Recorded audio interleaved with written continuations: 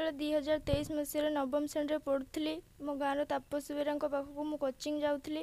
ସେତେବେଳେ ମୋ ସହିତ ସେ ଖରାପ ବ୍ୟବହାର କରୁଥିଲେ ଏବଂ ଜୋର ଜବରଦସ୍ତି ବିଭିନ୍ନ ପ୍ରକାର କଥା କହୁଥିଲେ ଏବଂ ମୋ ସହିତ ଖରାପ ଫଟୋ ମଧ୍ୟ ଉଠାଇଥିଲେ।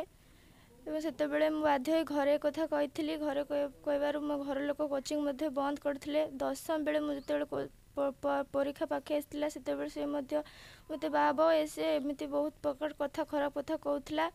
ସେତେବେଳେ ମୁଁ ଯେତେବେଳେ +2 ଫାର୍ଷ୍ଟ ଇୟର୍ରେ ଆଡ଼ମିସନ୍ ହେଇଛି ରାହାମା କଲେଜରେ ଅଗଷ୍ଟ 15 ତାରିଖ ଦିନ ମୁଁ କଲେଜକୁ ଗଲାବେଳେ ସେ ବାଟରେ ଆସି ମୋତେ ଟଣାହେଞ୍ଚଡ଼ା କରିବା ସହିତ ସେ ଧମକ ଦେଇଛି ଯେ ପୂର୍ବରୁ ଥିବା ଖରାପ ଫଟୋ ସବୁ ସେ ମୋର ଭାଇରାଲ୍ କରିବ ଏବଂ ଇତ୍ୟାଦି ଇତ୍ୟାଦି କଥା ସବୁ ସେ ମଧ୍ୟ କହିଛି।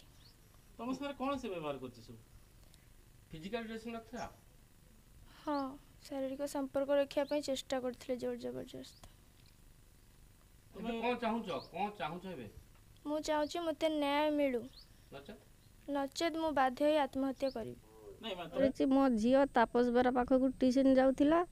ଟ୍ୟୁସନ୍ରେ ଝିଅ ସହିତ ଖରାପ ବ୍ୟବହାର କରିଛି, ଟଣାହଚରା କରିଛି, ତା ଦେହରେ ହାତ ମାରିଛି। ସେଥିପାଇଁ ଝିଅ ଆସି ଆମ ଘରକୁ ଜଣାଇଲା।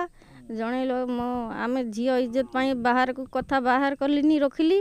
ପୁଣି ଏଇ ଅଗଷ୍ଟ 15 ଦିନ କଲେଜ ଯିବା ବେଳେ ଝିଅକୁ ଅଟକାଇ ଟଣାହଟରା କରି ତା ସହିତ ଫଟୋ ଉଠାଇ ଖରାପ ବ୍ୟବହାର କରିଛି। ଝିଅକୁ କହିଛି ତୁ ଯଦି ମୋ କଥା ନ ମାନିବୁ ତୋତେ ଉଠେଇ ନେବି ଆଉ ସେ ଫଟୋ ସବୁ ଭାଇରାଲ୍ କରିଦେବି।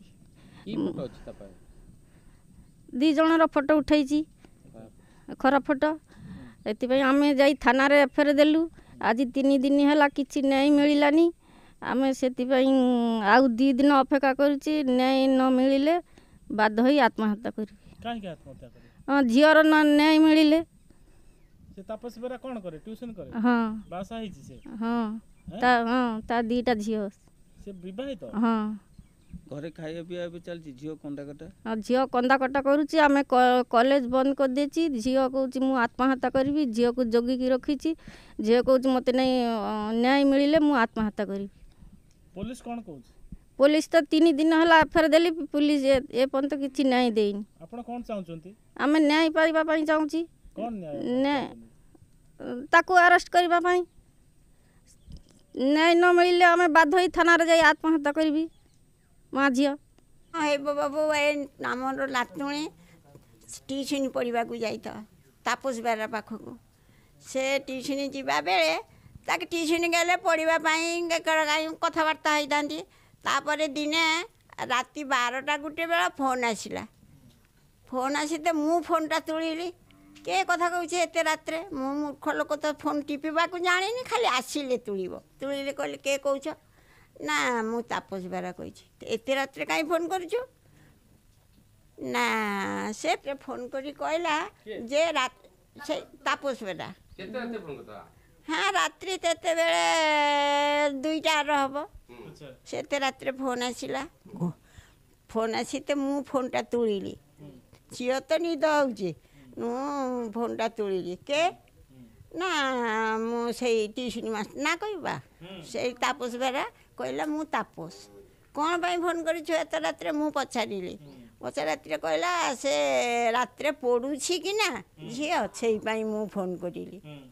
ସେଇପାଇଁ ଆମେ ତାକୁ କହିଲି ଯେ ଝିଅ ପଢ଼ିଲେ ପଢ଼ିବ, ତୋ ପାଖକୁ ତ ଦିନ ଟ୍ୟୁସନ୍ ଯାଉଛି, ତୁ କହିବୁ ସେଠି ତୁ ଏତେ ରାତିରେ କାହିଁ ଫୋନ୍ କରିଲୁ?